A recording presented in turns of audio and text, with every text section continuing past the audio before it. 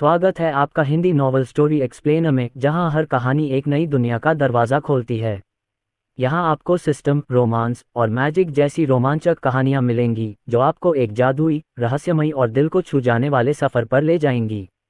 कभी दिल की धड़कनें तेज होंगी, कभी कोई मोड़ चौंकाएगा, तो कभी कोई किरदार कुछ ऐसा कह जाएगा जो दिल में उतर जाएगा। अध्याय 32। अनीता सक्सेना। 308 को नमस्ते कहें और तीनों को देखें। जब अनीता सक्सेना ने यह सुना तो उसके दिल में कुछ अजीब सा महसूस हुआ। अस्पताल के जन्म प्रमाण पत्र पर बच्ची की मां का नाम, आईडी कार्ड के पहले 4 अंक और अभी अभी बेटी की पीठ, ये सब महज कुछ संयोग थे। अब जब उसने लाओ जू को ये बात फिर से कहते सुना तो वह उन बच्चों की माताओं को देखने की इच्छा से खुद को रोक नहीं सकी।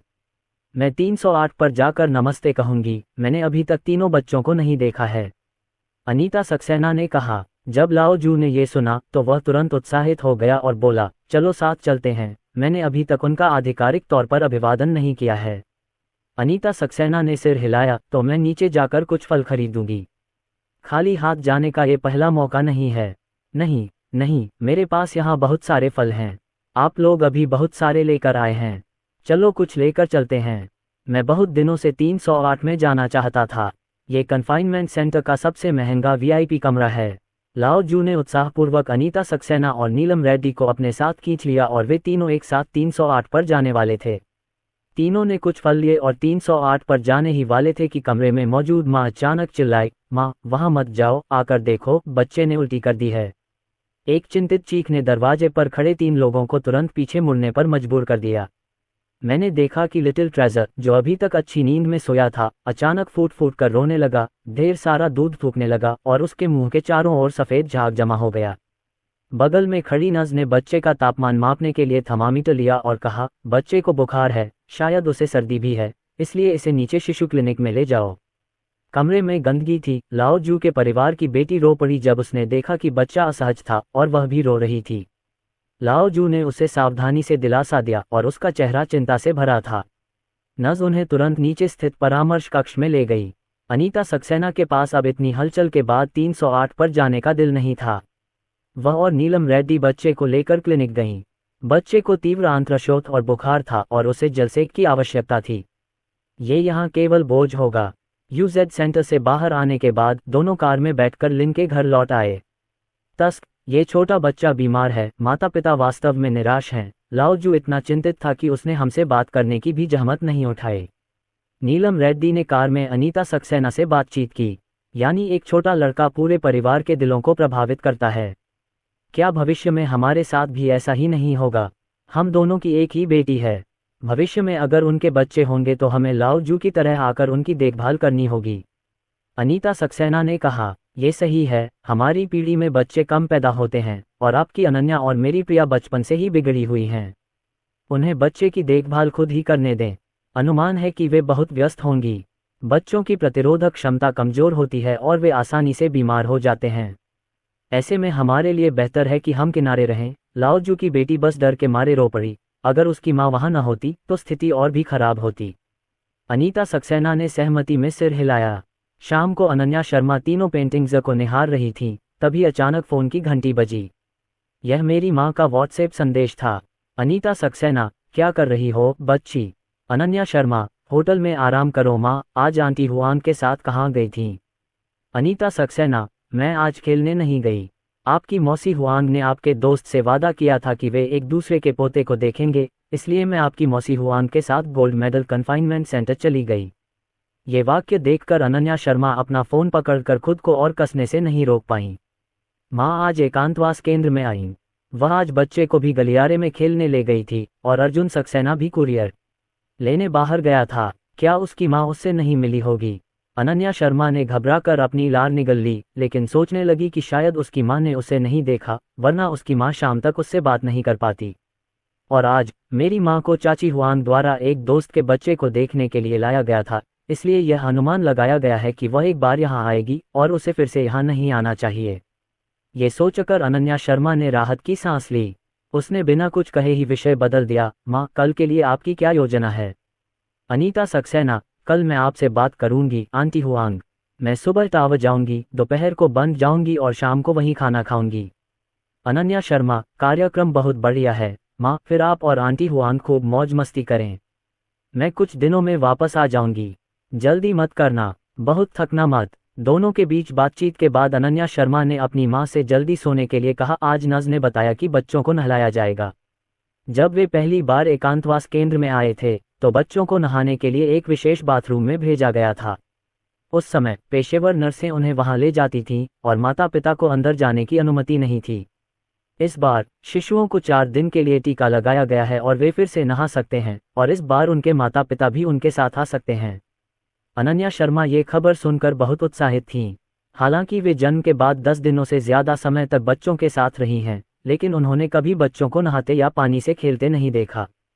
तीनों नन्हे बच्चे अब पहले से ज्यादा प्यारे हो गए हैं और जब वे नहाते हैं तो वे जरूर बहुत प्यारे लगते होंगे। अर्जुन सक्सेना, चलो बच्चे को साथ में नहलाते हैं। डिंग, ये पता चला है कि होस्ट पहली बार बच्चों को नहलाने वाला है। इस प्रक्रिया को पूरा करने से होस्ट के स्पर्श और हेरफेर ट्यूटोरियल का पूरा सेट अनलॉक हो जाएगा। पत पाकर अर्जुन सक्सेना ने हाल ही में बच्चों के बारे में बहुत सारी जानकारी ब्राउज की है। एक नौसिखिए पिता के रूप में, हालांकि उनके पास एक सिस्टम है, उन्हें लगता है कि वे 3 बच्चों की परवरिश के लिए सिस्टम पर निर्भर नहीं रह सकते, इसलिए वे हाल ही में बहुत सारी जानकारी सीख रहे हैं।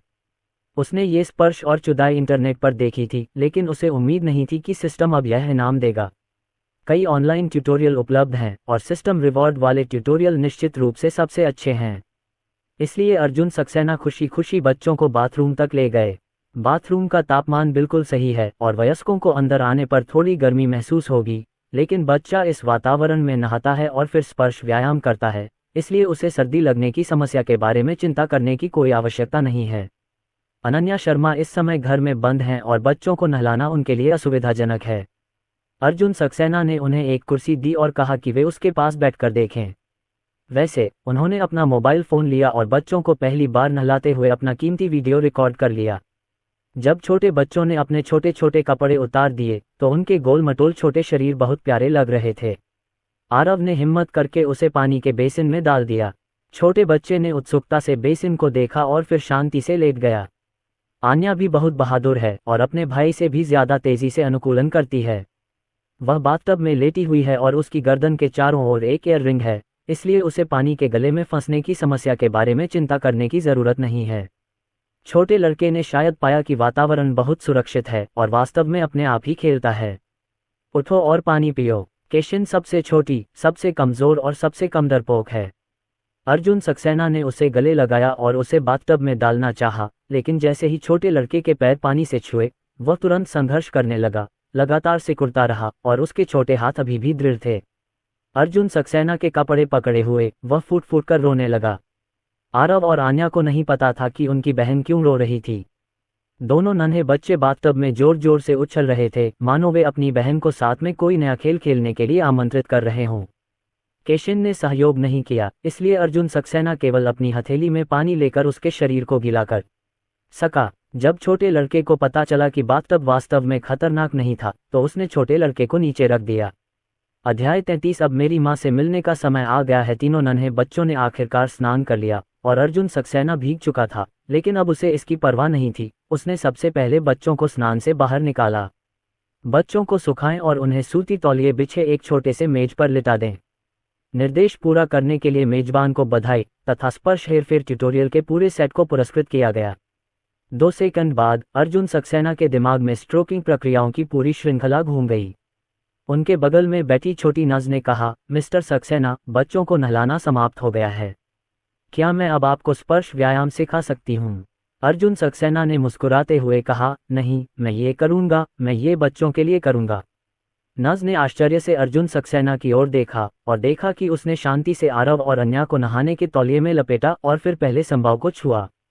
अपने हाथों को तेल से ढक लें, धीरे से अपनी हथेलियों को पोंछने के लिए बंद करें, हथेली के तापमान का उपयोग करके तेल को दूर धकेलें और फिर रिया की बेटी को सहलाना शुरू करें। जब अर्जुन सक्सेना ये कर रहे थे तो उन्होंने स्ट्रोकिंग का फॉर्मूला बताया। भौहें अर्धचंद्र की तरह घुमावदार हैं और सिर चौड़ा और ज्ञानपूर्ण है। छोटे गाल, बच्चा हंसना पसंद करता है लेकिन रोना नहीं। छोटे कान सिल्लियों की तरह होते हैं। सुनने की क्षमता बढ़ाने के लिए प्रतिदिन व्यायाम करें। स्ट्रोकिंग एक्सरसाइज करते समय बच्ची रिया बहुत आज्ञाकारी होती है, समय समय पर अपना अंगूठा खाती है और फिर बड़ी शुद्ध आंखों से अर्जुन सक्सेना को देखती है। इसे आराम से करें और छोटा बच्चा मुस्कुराएगा। उस नन्हे बच्चे की मुस्कान देखकर अर्जुन सक्सेना को असीम गर्मजोशी का एहसास हुआ। शिशु वास्तव में उपचार करने वाले पिल्ले होते हैं। पूरी प्रक्रिया समाप्त होने के बाद अर्जुन सक्सेना ने रिया की बेटी को कपड़े पहनाए। नन्ही बच्ची, जो अभी अभी नहाई थी, बाबा की मालिश और तेल का आनंद ले रही थी और अब खुशी खुशी हर उंगली खा रही थी। अनन्या शर्मा ने चेहरे पर मुस्कान के साथ वीडियो रिकॉर्ड किया। छोटी नर्सें दंग रह गईं और आश्चर्य से तालियां बजाने लगीं। श्री सक्सेना, आप बहुत अच्छे हैं। ये स्पर्श क्रिया हमारे पेशेवर शिक्षकों द्वारा सिखाई जाने वाली क्रिया से कहीं अधिक औपचारिक है। अनन्या शर्मा भी इस बात से हैरान थी कि अर्जुन सक्सेना को इतना कुछ पता था, जबकि वह एक नौसिखिया पिता था।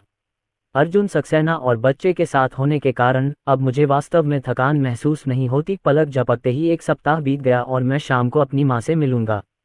दोपहर होते होते अनन्या शर्मा घबराई हुई तैयारी करने लगती है। उसे पहले अपने बाल धोने होंगे। जब से उसने बच्चे को जन्म दिया है, तब से उसने अपने बाल नहीं धोए हैं। एकांतवास की अवधि के दौरान उसके लंबे बाल एक गेंद की तरह मुड़े हुए थे, लेकिन उसे उपयुक्त तापमान वाले कमरे में कुछ भी महसूस नहीं हुआ।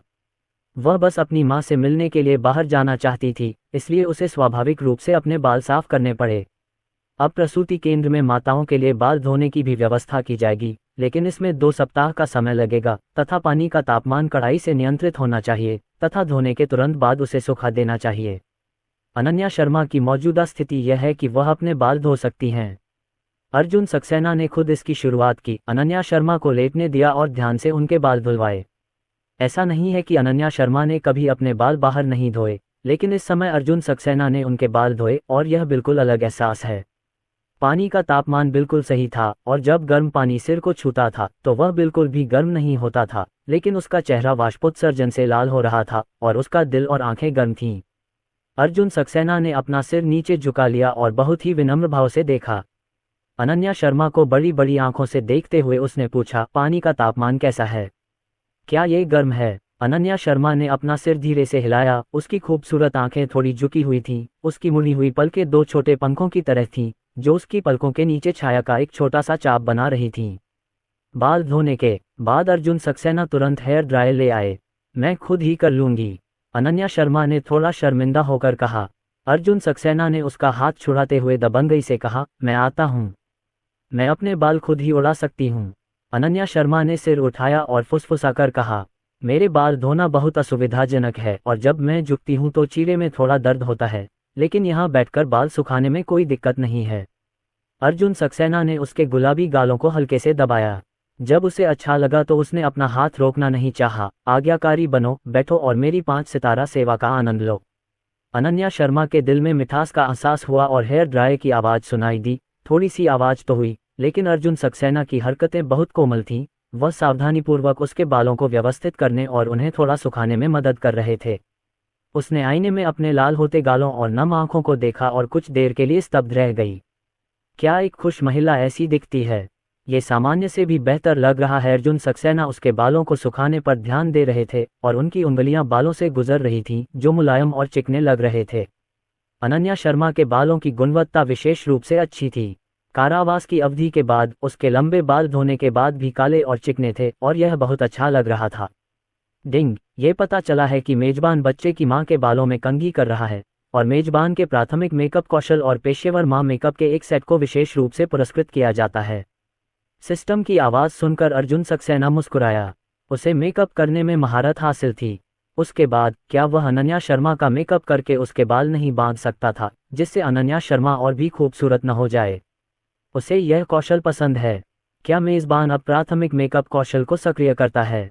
सक्रियण। जैसे जैसे उनकी आवाज़ गिरती गई, makeup, hair dressing, hair style आदि के बारे में बड़ी मात्रा में ज्ञान और तकनीक उनके दिमाग में प्रवेश करती गई। 5 सेकंड बाद उसने अपनी आंखें खोली और फिर से शीशे में अनन्या शर्मा को देखा। उन्होंने तुरंत ही अनन्या शर्मा के स्वभाव से मेल खाते मेकअप और हेयर स्टाइल के बारे में सोचा। यह एहसास बहुत अच्छा है।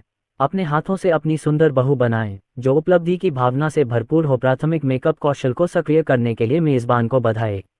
पेशेवर बाउमा मेकअप को 5 मिनट में मेजबान के निवास स्थान पर स्थित एकांतवास क्लब के प्रवेश द्वार पर स्थित लॉकर में पहुंचा दिया जाएगा। लॉकर का पिकअप नंबर एक टेक्स्ट संदेश के रूप में मेज़बान के मोबाइल फ़ोन पर भेजा जाएगा। कृपया मेज़बान को जांचना याद रखना चाहिए। हाँ, ये तो और भी अच्छा है। इस प्रणाली द्वारा पुरस्कृत विशेष मात्र श्रृंगार में कोई समस्या नहीं है। अब आपको खरीदारी के लिए बाहर जाने की ज़रूरत नहीं है। सुविधाजनक एक प्रणाली होना आरामदायक है। हुआ यूं कि आज रात अनन्या अपनी सास से मिलने जा रही थी। अनन्या ने अपने बाल धोए और फिर प्रोफेशनल मेकअप किया ताकि उसकी सास को कोई परेशानी न हो। अपने बाल झाड़ने के बाद अर्जुन सक्सेना ने कहा, अनन्या थोड़ी देर मेरा इंतज़ार करो, मैं नीचे कुरियर लेने जाता हूँ। अनन्या शर्मा ने सिर हिलाया और अर्जुन सक्सेना को जाते हुए देखकर उसने मोबाइल फ़ोन ले लिया जिसमें उसकी मां द्वारा पहले भेजा गया व्हाट्सएप संदेश था। उससे पूछें कि वह आज जोंगहाई में कब आएगी और दोनों उसके स्कूल के पास के कैंटोनीज रेस्तरां में रात्रि भोजन करेंगे। उसने उत्तर दिया, माँ मैं शाम 5 बजे हवाई अड्डे पर रहूंगी और उस समय मैं आपको खोजने के लिए सीधे रेस्तरां में जाऊंगी। अनीता सक्सेना, फिर मम्मी तुम्हें एयरपोर्ट पर लेने आएंगी, चलो साथ में रेस्टोरेंट चलते हैं। अनन्या शर्मा, कोई ज़रूरत नहीं है माँ, मैं स्कूल से वापस आ जाऊंगी। अगर आप मुझे एयरपोर्ट पर लेने जाएंगी तो सहपाठी ईर्ष्या करेंगे और घर की याद आएगी। अनीता सक्सेना, मेरी बेटी वाकई बहुत विचारशील है। खैर, मेरी माँ रेस्टोरेंट में तुम्हारा इंतज़ार कर रही है, ये तुम्हारे स्कूल से ज़्यादा दूर नहीं है। हम माँ बेटी रात में और बातें कर सकती हैं। अनन्या शर्मा ने फ़ोन रख दिया और शीशे की ओर देखने लगीं।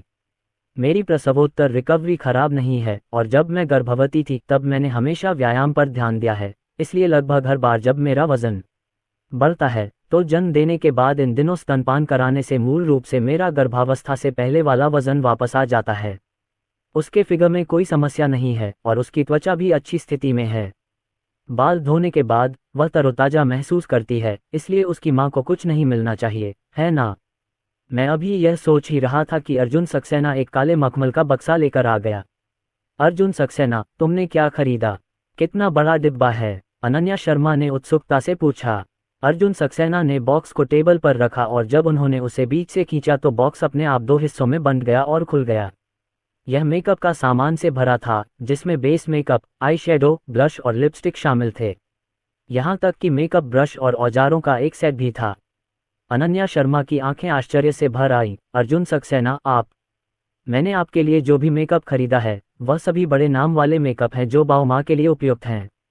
आज मैं अपनी चाची से मिलने गई थी ताकि रंग का स्पर्श जोड़ने के लिए कुछ मेकअप लगा सकूं। मेरी चाची ने वादा किया है कि उन्हें कोई समस्या नहीं होगी। अनन्या शर्मा ने भावुक होकर उनकी ओर देखा और बहुत प्यारी दिखी, लेकिन अपने सामने रखे प्रोफेशनल मेकअप केस को देखकर वह थोड़ी असहाय दिखी। अर्जुन सक्सेना, मैं मेकअप में बहुत अच्छा नहीं हूँ। वह बिना मेकअप वाली एक मशहूर स्कूल गर्ल है। वह शायद ही कभी मेकअप करती है, सिवाय कभी कभार रंग भरने के लिए लिप ग्लॉस लगाने के। उसने कभी भी ऐसा प्रोफेशनल मेकअप नहीं किया है। अर्जुन सक्सेना ने उसकी तरफ आंख मारते हुए कहा, मैं करूँगा। अध्याय 34 अनन्या शर्मा अपनी माँ से मिलती है, आप मेकअप लगा सकती हैं। अनन्या शर्मा हैरान थीं। अर्जुन सक्सेना ने चीजें ले लीं और मुस्कुराते हुए कहा, आप विश्वास के साथ खुद को मुझे सौंप सकती हैं। बोलने के बाद अर्जुन सक्सेना ने स्टूल हटा दिया और उसे ड्रेसर के सामने बैठा दिया। अनन्या शर्मा अवचेतन मन से बैठ गई। हालांकि अर्जुन सक्सेना लड़का था, लेकिन उसने हाँ कहा तो उसने उस पर विश्वास कर लिया। आधे घंटे तक काम करने के बाद अर्जुन सक्सेना ने ताली बजाते हुए कहा, ठीक है। अनन्या शर्मा ने तुरंत आश्चर्य से अपना सिर घुमाया और खुद को आईने में देखा। मूल रूप से नाजुक चेहरे को एक पतले बेस मेकअप से ढक दिया गया था और ढीले पाउडर ने एक मैट लुक बनाया जिससे उसकी त्वचा गोरी और साफ दिख रही थी। दूध चाय के रंग का ब्लश सामान्य रंग का होता है और उसी रंग के मैट लिप ग्लेज के साथ पूरा मेकअप के बजाय मेकअप के साथ एक उचित योजनाबद्ध मेकअप जैसा दिखता है। अनन्या शर्मा ने आश्चर्य से अर्जुन सक्सेना की ओर देखा। अर्जुन सक्सेना, आप बहुत अच्छे हैं। अर्जुन सक्सेना भी काफी संतुष्ट हैं। हल्के मेकअप के साथ अनन्या शर्मा ज्यादा चमकदार और चलती दिखती हैं। अचानक उसे एक बात याद आई, बच्चे की माँ इतनी सुंदर है कि उसे अपने साथ बाहर न ले जाना बहुत खतरनाक है। आप पहले से ही अच्छे दिखते हैं, मैंने सिर्फ आपका रंग रूप बेहतर कर दिया है ताकि आंटी को लगे कि आप हाल ही में अच्छे दिख रहे हैं और वे चिंतित नहीं होंगी। अनन्या शर्मा ने सिर हिलाया। कुछ देर तक शीशे के सामने खुशी से खड़ी रही और फिर कपड़े चुनने चली गई। एकांतवास केंद्र में जाने के बाद नानी आंटी आईं और अपने कपड़े लेकर आईं।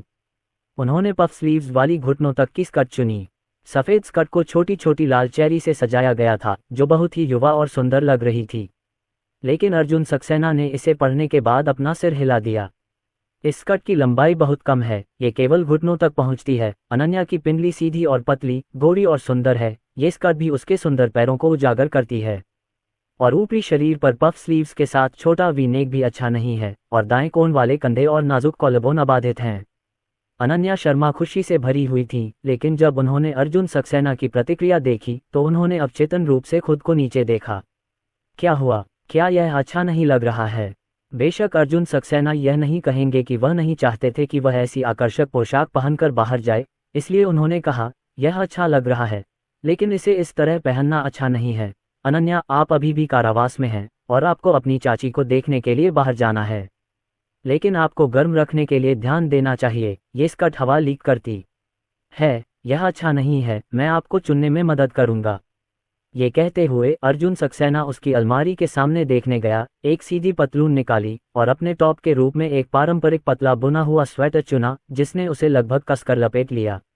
अनन्या शर्मा ने ये ड्रेस पहन ली, थोड़ा मुंह सिकुड़ते हुए बोली, अर्जुन सक्सेना, इस मौसम में बाहर निकलना थोड़ा गर्म तो नहीं होगा? अर्जुन सक्सेना ने गंभीरता से कहा, नहीं, आप अभी अभी प्राचीन राजधानी से लौटे हैं। पिछले 2 दिनों से प्राचीन राजधानी में बारिश हो रही है और मौसम काफी ठंडा है। अगर आप इस तरह के कपड़े पहनेंगे तो आंटी को लगेगा कि आप अभी अभी वहां से लौटे हैं। अनन्या शर्मा ने खुद की ओर देखा, सिर हिलाया और कहा, ठीक है।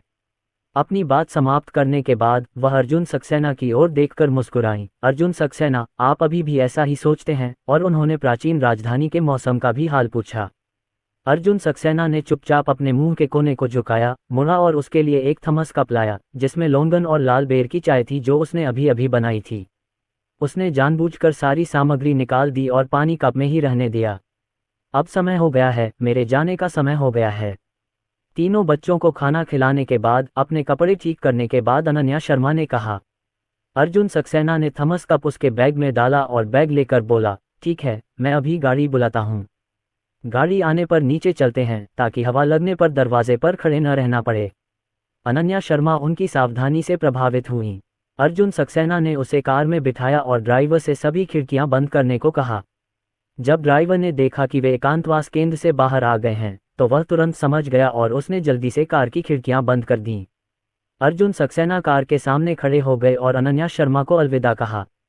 रात खत्म होने से पहले मुझे संदेश भेजो, मैं तुम्हें लेने जाऊंगा, अकेले वापस मत आना, सुरक्षित रहने के लिए बहुत देर हो चुकी है। अनन्या शर्मा ने सिर हिलाया और प्रस्थान के बाद ड्राइवर ने मुस्कुराते हुए कहा, आपके पति वास्तव में आपका ख्याल रखते हैं। जब अनन्या शर्मा ने यह सुना तो वह पीछे देखे बिना नहीं रह सकी। अर्जुन सक्सेना अभी भी यूजेड सेंटर के दरवाजे पर खड़ा था और उसे देख रहा था। खैर, अर्जुन सक्सेना उसके लिए बहुत अच्छे हैं। इस समय अनीता सक्सेना भी रेस्टोरेंट जा रही थी। दोपहर में वह और नीलम रेड्डी स्टाइलिंग स्टोर पर जाकर खूबसूरत लुक बनाने लगी, कल खरीदे नए कपड़े पहने और बाहर निकल गईं। वह अपनी बेटी को सर्वोत्तम स्थिति में देखना चाहती है। रास्ते में अनीता सक्सेना ने अपने पति को एक वीडियो भेजा। डैड सू ने तुरंत इसे उठा लिया। वह अभी भी कॉन्फ्रेंस रूम में थे, लेकिन वे पूछने के लिए इंतजार नहीं कर सके, कैसा है? क्या तुमने अपनी बेटी को देखा? अनीता सक्सेना ने मुस्कुराते हुए कहा, मुझे जल्दी है, अभी नहीं। मैं रेस्टोरेंट जा रही हूँ। मेरी बेटी और मेरा 6:30 बजे अपॉइंटमेंट है। मैं आधे घंटे में अपनी बेटी से मिलूंगी। डैड सू मुस्कुराए, ठीक है, जब आप अपनी बेटी को देखें तो खुद को संरक्षण न दें और उसकी बेटी से बात करें। मुझे एक वीडियो भेजना याद रखें। मैं अपनी बेटी को देखूंगा। मैंने उसे लंबे समय से नहीं देखा है। आपने किस रेस्तरां से ऑर्डर किया था? मेरी बेटी को हमारे गृहनगर के व्यंजन खाना पसंद है। क्या ये वही कैंटोनीज रेस्तरां है जहां से आपने ऑर्डर किया था? यह एक कैंटोनीज रेस्टोरेंट है, मेरी बेटी के स्कूल के ठीक बगल में। इसकी चिंता मत करो, मैं अपनी बेटी को खाने पीने के लिए ले जाऊंगी और मैंने अपनी बेटी के लिए बहुत सारी चीजें खरीदी हैं जब मैं इन दिनों लाओहुआन के साथ खेल रही थी। मैं इसे थोड़ी देर में अपनी बेटी के लिए वापस स्कूल ले जाऊंगी। अनीता सक्सेना ने कहा, ठीक है, सिर्फ चीजें मत दीजिए, अपनी बेटी के लिए अधिक पैसे छोड़ना मत भूलिए, कॉलेज में पैसे खर्च करने के अधिक स्थान होते हैं। समझा? ठीक है, तो मैं तुम्हें पहले नहीं बताऊंगा। मैंने अभी मीटिंग खत्म नहीं की है। मैं बाद में अपनी बेटी से मिलने के बाद इस बारे में बात करूंगा।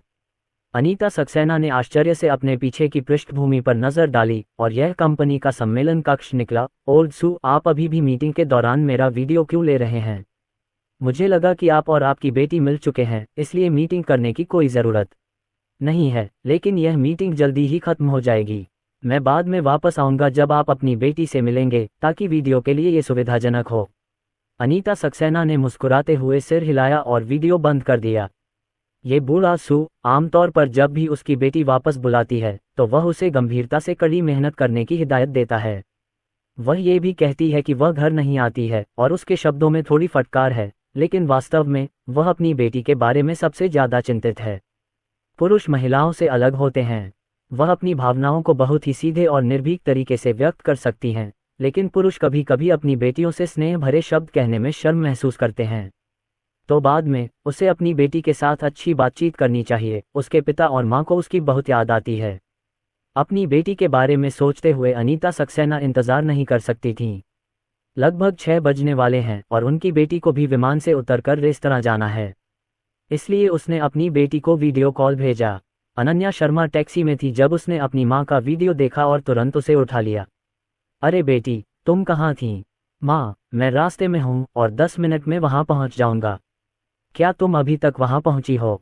मैं 10 मिनट में वहाँ पहुँच जाऊँगा। अरे, तुम टैक्सी में क्यों बैठे हो? क्या स्कूल ने बस का इंतज़ाम नहीं किया? अध्याय 35 अनन्या, तुम्हारी गंध दूध जैसी क्यों है? अनन्या शर्मा का दिल थोड़ा दबा हुआ था, लेकिन उसने चेहरे पर मुस्कान लाते हुए कहा, व्यवस्था तो हो गई है, लेकिन बस कुछ स्थानीय छात्रों को घर ले जाने वाली है और बीच में थोड़ा चक्कर भी है। मुझे डर था कि हम अपना खाना देर से खाएंगे, इसलिए मैंने वापस टैक्सी ली। अनीता सक्सेना ने इस बारे में ज़्यादा नहीं सोचा। वीडियो में अपनी बेटी को देखते हुए उन्होंने मुस्कुराते हुए कहा, मेरी बेटी को ठीक हुए काफ़ी समय हो गया है। क्या आज आपकी बेटी ने मेकअप किया है? अनन्या शर्मा ने थोड़ा सा शर्मा कर सिर हिला दिया। ये सोचकर कि यह मेकअप अर्जुन सक्सेना ने किया है, उसका दिल मीठा था, लेकिन उसने इसे अपने चेहरे पर नहीं दिखाया, अपनी माँ को पता चलने के डर से। आज कार्यक्रम का आखिरी दिन है, इसलिए मैंने थोड़ा मेकअप किया। सुंदर, सचमुच सुंदर, मेरी बेटी सबसे सुंदर है माँ, आपसे व्यक्तिगत रूप से मिलने का इंतजार नहीं कर सकती। माँ, मैं 1 मिनट में वहाँ पहुँच जाऊँगा। माँ और बेटी ने वीडियो कॉल बंद कर दी। अनन्या शर्मा ने खिड़की के बाहर बढ़ती परिचित सड़क को देखा और खुद को घबराए बिना नहीं रह सकी। मैं जल्द ही अपनी माँ से मिलने जा रहा हूँ। माँ को कुछ नहीं मिलना चाहिए, है ना? उसने कुछ गहरी सांसें लीं, लेकिन उसका दिल अभी भी शांत नहीं हुआ। इसलिए उसने अपना मोबाइल फ़ोन निकाला और ए प्लम कैंडी नामक एक एल्बम ढूंढ निकाला, जिसमें एक पारिवारिक फ़ोटो थी, जिसे लेने के लिए उसने नर्स से मदद मांगी। वहाँ वह, अर्जुन सक्सेना, आरव, यूटोंग और केशिन जाग रहे हैं। ये फ़ोटो उनके लिए खजाना है। फ़ोटो में 3 छोटे बच्चों के प्यारे चेहरे और उनके बगल में बच्चे को गोद में लिए बैठे अर्जुन सक्सेना को देखकर उन्हें अचानक हिम्मत मिल गई। आओ अनन्या शर्मा, तुम ये कर सकती हो। बच्चे और अर्जुन सक्सेना अभी भी आपके वापस जाने का इंतजार कर रहे हैं। 10 मिनट बाद अनन्या शर्मा को अनीता सक्सेना का व्हाट्सएप मैसेज मिला। बच्ची, मैं पहले से ही रेस्तरां के दरवाजे पर हूँ, मैं यहाँ तुम्हारा इंतजार करूँगा। अनन्या शर्मा की कार रुकी। उसने एक नज़र अनीता सक्सेना को देखा। उसने व्हाट्सएप का जवाब नहीं दिया, लेकिन चुपचाप चली गई और पीछे से अनीता सक्सेना का हाथ पकड़ लिया। माँ, अनीता सक्सेना ने आश्चर्य से अपना सिर पीछे घुमाया और तुरंत अपनी बेटी अनन्या का हाथ पकड़ लिया। मेरी बच्ची बेहतर और बेहतर होती जा रही है।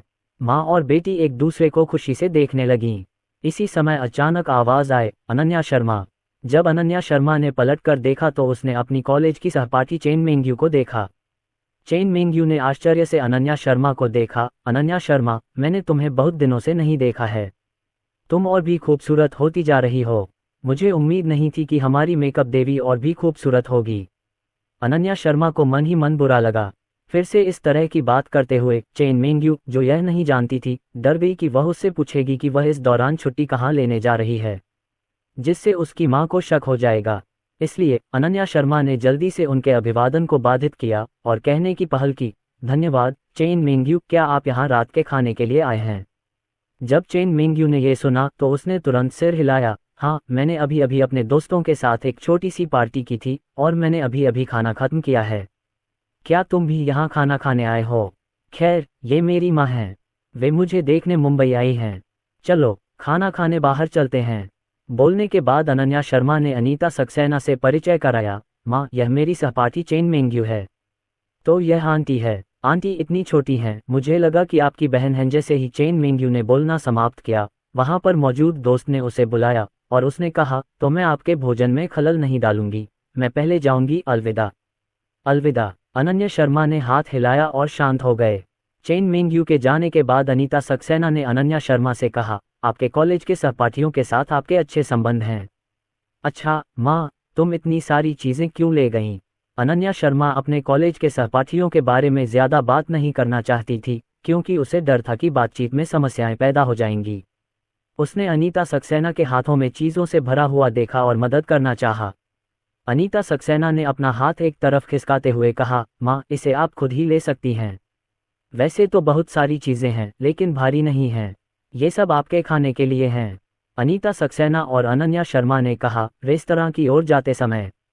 अनीता सक्सेना को अचानक लगा कि कुछ गड़बड़ है। अरे अनन्या, तुम्हारे शरीर से दूध जैसी गंध क्यों आ रही है? अभी बाहर अनीता सक्सेना की नाक में क्रोनिक राइनाइटिस था और उसे इसकी बहुत ज़्यादा गंध नहीं आ रही थी। अब जब वह स्टोर में दाखिल हुई तो जगह थोड़ी छोटी हो गई थी और वहां सिर्फ वह और अनन्या शर्मा ही थे, इसलिए वह इसकी गंध ले पा रही थी। जब अनन्या शर्मा ने यह सुना तो वह अपना सिर नीचे करके खुद को सूंघना चाहती थी। क्या इसकी खुशबू मलाईदार है? उसने ध्यान क्यों नहीं दिया? उसने आज अपने बाल भी धोए, स्नान भी किया और नए कपड़े भी पहने। माँ की नाक बहुत तेज है। सौभाग्य से उसका स्वभाव बहुत शांत है और उसने जल्दी से एक प्रतिवाद के बारे में सोचा। उसने कहा, हो सकता है कि आज विमान में मेरे बगल में बैठी माँ ने गलती से बोतल से स्तन का दूध मुझ पर डाल दिया हो और फिर मैंने इसे हेयर ड्रायर से सुखाया। मुझे लगा कि यह चला गया था, लेकिन मुझे इसकी थोड़ी गंध की उम्मीद नहीं थी। मैंने खुद इसे सूंघ नहीं पाया, इसलिए जब मैं आज रात वापस जाऊंगी तो मैं कपड़ों का एक नया सेट बदल दूंगी। अपनी बेटी का स्पष्टीकरण सुनकर अनीता सक्सेना को हमेशा यही लगता था कि कुछ गड़बड़ है। हालांकि उसकी बेटी वैसी ही थी जैसी जब वह उससे पहले मिली थी, और वह पहले से भी अधिक सुंदर थी, और वह ऐसी व्यक्ति नहीं थी जिसने कभी बच्चे को जन्म दिया हो। क्योंकि एक महिला के गर्भवती होने के बाद उसका वजन बढ़ जाएगा और बच्चे को जन्म देने के बाद के महीनों में उसका शरीर भी बेडौल हो जाएगा या मोटा हो जाएगा और उसे अपना शरीर वापस पाने में कई महीने लग जाएंगे। जब मेरी बेटी ने इसे देखा तो उसे लगा कि उसने कभी बच्चे को जन्म ही नहीं दिया था। ऐसा लगता है कि वह बहुत संवेदनशील है और बहुत ज़्यादा सोचती है। पता चला कि ठीक है, दूध की खुशबू अच्छी आ रही है, खिड़की के पास सीट है, चलो वहीं बैठते हैं। अनीता सक्सेना ने खिड़की के पास डाइनिंग टेबल की ओर इशारा करते हुए कहा। ठीक है। अनन्या शर्मा ने राहत की सांस ली। मेज पर अनन्या शर्मा ने अनीता सक्सेना के हाथ से शॉपिंग बैग लिया, उसे बगल में स्टूल पर रख दिया और पूछा, माँ, आपने मेरे लिए क्या खरीदा? इस बारे में बोलते हुए अनीता सक्सेना बहुत दिलचस्पी ले रही थी। उसने बैग लिया और अनन्या शर्मा को दिखाया। बेबी देखो, माँ ने आपके लिए बहुत सारे भोजन खरीदे हैं जो आपको पसंद हैं, और नवीनतम पोशाक। इन दिनों मैं आपकी चाची हुआन के साथ खरीदारी करने गई थी और आपके लिए 2 और बैग खरीदे। एक बैकपैक जिसमें आप स्कूल जाते समय अपनी पाठ्य पुस्तकें ले जाते हैं, और एक कंधे वाला चेन बैग जो आपके बाहर जाने के लिए बिल्कुल सही है। माँ, अनन्या शर्मा भावुक हो गई। अपनी बेटी को इतना भावुक देखकर अनीता सक्सेना ने जल्दी से सामान वापस रखा, अपनी बेटी का हाथ थामा और बोली, अनन्या, तुम्हारे पापा और मैं तुम्हारी बेटी हैं। तुम इतने दिनों से घर नहीं आए हो, हम दिल से तुम्हें याद करते हैं। इस बार यह आसान नहीं है। आओ, तुम और भी सामान लाना। वैसे तो तुम खुद ही खरीद सकती हो, लेकिन तुम्हारी माँ के मन में तुम्हारे लिए यही है। शुक्रिया माँ, अनन्या शर्मा ने अपनी माँ की बाँह पकड़ते हुए धीरे से कहा। वह मन ही मन सोच रही थी कि अगर उसके माता पिता उसके और अर्जुन सक्सेना के साथ साथ बच्चों के साथ भी सहमत हो जाएं तो कितना अच्छा होगा। परिवार पुनः एक हो गया। लेकिन अब अपनी माँ को देखकर वह सच बोलने की हिम्मत नहीं जुटा पाती। मूर्ख बच्चे, तुमने अपनी माँ को और क्या धन्यवाद कहा? वैसे अनन्या, मैं अभी अभी तुम्हारी सहपाठी से दरवाजे पर मिला था। क्या वह तुम्हारी सहपाठी है? दयालुता, फिर उसने कैसे कहा कि उसने तुम्हें बहुत दिनों से नहीं देखा? क्या तुम दोनों अक्सर साथ में क्लास नहीं करते? अनीता सक्सेना ने संदेह से पूछा। अध्याय 36 वीडियो डैडसू के साथ अनन्या शर्मा ने अपने गुलाबी होठों को सिकुड़ते हुए, और जब चेन मेंग्यू ने ये कहा तो उसने एक जवाब सोचा और कहा, माँ, क्या मैं संचार के लिए जियातोंग विश्वविद्यालय नहीं गई थी? मैं 1 सप्ताह के लिए जियातोंग विश्वविद्यालय गई थी और मेरे पास 1 सप्ताह की कक्षाएं नहीं थीं। अनीता सक्सेना ने उचित महसूस करते हुए सिर हिलाया। अनन्या शर्मा मेनू लेकर आई और अपनी माँ का ध्यान बटाते हुए बोली, माँ, आप ऑर्डर करें। मैंने यहाँ कई बार कैंटोनीज खाना खाया है और इसका स्वाद अच्छा है। अनीता सक्सेना ने जल्दी से मेन्यू पीछे धकेला। तो फिर आप ऑर्डर कर दीजिए। आपने इसे कई बार खाया है और यह माँ द्वारा ऑर्डर किए गए ऑर्डर से बेहतर ही होगा। इसलिए अनन्या शर्मा ने मेनू लिया और कुछ व्यंजन ऑर्डर किए, जिनमें से लगभग सभी अनीता सक्सेना को खाना पसंद है। व्यंजन का ऑर्डर देने के बाद माँ और बेटी बातें करने लगीं। अनीता सक्सेना ने खुशी से अपनी बेटी को ध्यान से देखा। अनन्या, माँ ने पाया है कि कॉलेज जाने के बाद से तुम और भी ज्यादा खूबसूरत हो गई हो। तुम सजती संवरती भी हो और हल्का मेकअप भी करती हो। ये वाकई बहुत खूबसूरत है। माँ, आज तो कुछ खास बात है। मैं आमतौर पर मेकअप नहीं करती। अनीता सक्सेना ने उसकी तरफ देखा और मुस्कुराते हुए कहा, मूर्ख लड़की, तुम अब कॉलेज में हो, मेकअप कर पाना अच्छी बात है। हालांकि मेरी बेटी का फाउंडेशन अच्छा है, लेकिन मेकअप गहन है और भविष्य में विशेष अवसरों के लिए मेकअप करना आवश्यक है। मेरी बेटी मेकअप करती है। तुम्हारे मेकअप से खुश होने में बहुत देर हो चुकी है, लेकिन यह अफसोस की बात है कि माँ ने 2 दिन पहले इसके बारे में नहीं सोचा, अन्यथा मैं तुम्हें मेकअप का एक और सेट खरीद दूंगी। अनन्या शर्मा को अर्जुन सक्सेना द्वारा उसके लिए खरीदे गए मेकअप सेट की याद आ गई और उसने जल्दी से हाथ हिलाकर कहा, कोई जरूरत नहीं माँ, मेरे पास मेकअप का सेट है। अनीता सक्सेना ने इस बारे में ज़्यादा नहीं सोचा, उन्हें लगा कि उनकी बेटी ने खुद ही इसे खरीदा है। उन्होंने अपना मोबाइल फ़ोन निकाला और अपनी बेटी को 5,000 रुपये ट्रांसफ़र कर दिए। बेबी, अब तुम कॉलेज पर बहुत पैसा खर्च करते हो। आमतौर पर तुम्हारे माता पिता तुम्हें रहने खाने के लिए बहुत ज़्यादा पैसे नहीं देते। तुम्हें मेकअप का सेट खरीदने के लिए बहुत पैसे खर्च करने होंगे, लेकिन तुम खाने में देरी नहीं कर सकते। तुम ये पैसा खर्च कर सकते हो। माँ, नहीं, मेरे पास पर्याप्त पैसा है। उसे वास्तव में पहले कठिन समय था, लेकिन अब जब अर्जुन सक्सेना यहाँ है तो उसे लंबे समय तक पैसे की चिंता नहीं है, और उसके कार्ड में अभी भी 500,000 से अधिक हैं, जो कि बच्चों के लिए एक लाल लिफाफा है। और अर्जुन सक्सेना लेक बेचता है और अखरोट खेलता है। पैसे कमाओ। यहाँ तुम्हारे पिताजी ने मुझे इसे तुम्हें देने के लिए कहा है। तुम अपने पिताजी को जानती हो, अगर मैं इसे नहीं दे पाऊंगी तो वे दुखी हो जाएंगे। अनीता सक्सेना ने मुस्कुराते हुए कहा। अनन्या शर्मा के पास इसे स्वीकार करने के अलावा कोई विकल्प नहीं था। काओ काओ और काओ काओ आ गए और आपके पिताजी ने एक वीडियो भेजा। अनीता सक्सेना मुस्कुराए और अपना फ़ोन निकाला, वीडियो लिया और उसे मेज पर रख दिया। फ़ोन के दूसरी ओर डैड सू स्क्रीन पर नजर गड़ाए हुए थे और जब उन्होंने देखा कि कैमरा उनकी बेटी की ओर घूम गया है तो वे मुस्कुराए बिना नहीं रह सके। लेकिन जब अनन्या शर्मा ने देखा तो डैड सू ने तुरंत अपनी मुस्कुराहट रोक ली, 2 बार खांसने का नाटक किया और फिर से अपनी सख्त निगाहें जमा लीं। क्या अनन्या का वजन कम हो गया है? पापा सू ने थोड़ा भौहें सिकोड़ी। अनन्या शर्मा ने खुद की ओर देखा और कहा, नहीं पापा, मैं ठीक हूँ। लड़कियों को पतला होना बहुत पसंद होता है, हम अनन्या अभी ठीक हैं। अनीता सक्सेना ने कहा। डैड सू ने कहा, चाहे पतला होना हो या न हो, स्वास्थ्य सबसे महत्वपूर्ण चीज़ है। वजन कम करने के बारे में सोचते मत रहो, ज्यादा खाओ। अपने पिता के सख्त लहजे को सुनकर अनन्या शर्मा ने हल्के से सिर हिलाया, लेकिन हर वाक्य चिंता का एक शब्द था और उसे परिचित सा महसूस हुआ। क्या तुमने मेकअप किया है? डैड सू ने अपनी बेटी को घूरते हुए पूछा। खैर, आज एक्सचेंज एक्टिविटी का आखिरी दिन है। मैंने स्कूल की ज़रूरत के मुताबिक हल्का मेकअप किया है। डैड सू ने कहा, ये सुंदर है, लेकिन ये सुंदर दिखने के मामले में गौण है। तुम अभी भी कॉलेज में हो और तुम्हारी पढ़ाई प्राथमिकता है। स्कूल में प्यार में मत पढ़ो और अपनी पढ़ाई पर ज़्यादा ध्यान दो। हाँ पिताजी, तुम्हारे पापा बेटी मीटिंग की तरह बातें क्यों कर रहे हैं? लाओ सू, मैं और मेरी बेटी जल्दी ही खाना खा लेंगे, अपना चेहरा ठंडा मत रखना, तुम्हारी बेटी थोड़ी देर में खाने के मूड में नहीं होगी, अनीता सक्सेना ने उसे डांटा। जब डैड सू ने अपनी पत्नी की बातें सुनी तो उन्होंने जल्दी से अपने चेहरे पर भाव को नियंत्रित किया और कहा, तुम और तुम्हारी माँ खाना खा लो। छुट्टियों में जब तुम्हारे पास करने को कुछ न हो तो घर जाकर देख लेना। वीडियो बंद करते ही डैड सू तुरंत हंस पड़े। मेरी बेटी, जिसे मैंने 1 साल से नहीं देखा है, ने कॉलेज में सजना संवरना सीखा और अब वह घर की तुलना में अधिक अच्छी और ऊर्जावान दिखती है। ऐसा लगता है कि रंगीन कॉलेज जीवन मेरी बेटी के लिए बहुत सारे नए अनुभव लेकर आया है। इधर अनन्या शर्मा और उसकी माँ खाना खा रहे थे। उधर चेन मेंग्यू स्कूल वापस जा रही थी और उसे अभी का दृश्य याद आ गया। उसने अपना मोबाइल फ़ोन निकाला और झेंग फेयू को फ़ोन किया। अरे झेंग फेयू, मैं अभी अभी तुम्हारी देवी से मिला हूँ। क्या तुम अनन्या शर्मा से मिले हो? तुम कहाँ हो? फ़ोन पर दूसरी तरफ से लड़के ने जल्दी से पूछा। स्कूल के पास रेस्टोरेंट के दरवाजे पर उसकी माँ उसे देखने आई। दोनों वहाँ खाना खा रहे थे। वे अभी अभी अंदर आए हैं और उन्हें कुछ देर और रुकना चाहिए। क्या आप ढूंढना चाहते हैं? झेंग फेयू बहुत खुश हुआ और जल्दी से बोला, हाँ, इसे भेज दो और मैं तुम्हारे लिए एक बड़ा लाल लिफाफा पैक कर दूंगा। जिस देवी को मैंने 9 महीनों से नहीं देखा, आखिरकार उनसे फिर मुलाकात हो सकती है।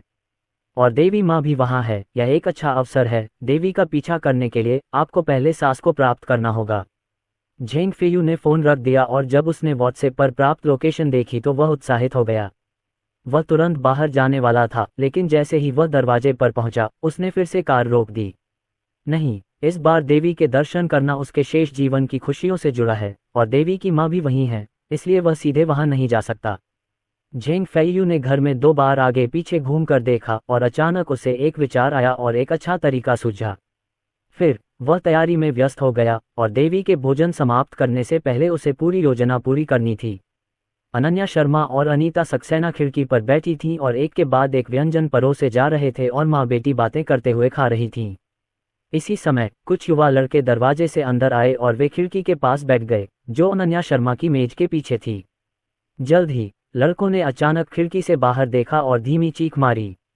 आकर्षक आवाज सुनकर अनीता सक्सेना ने खिड़की से बाहर देखा तो रेस्तरां के दरवाजे पर एक लाल रंग की पोर्श 911 खड़ी थी। उसके पीछे खड़े लड़के जोर जोर से बातें कर रहे थे। भाई फी, यह नई कार बहुत सुंदर है। पोर्श 911, यह अभी भी सबसे शानदार लाल है। इस कार की कीमत 1 मिलियन से ज्यादा है, करीब 2 मिलियन, है ना? भाई फेई वाकई बहुत अमीर है। क्या भाई फेई अमीर नहीं है?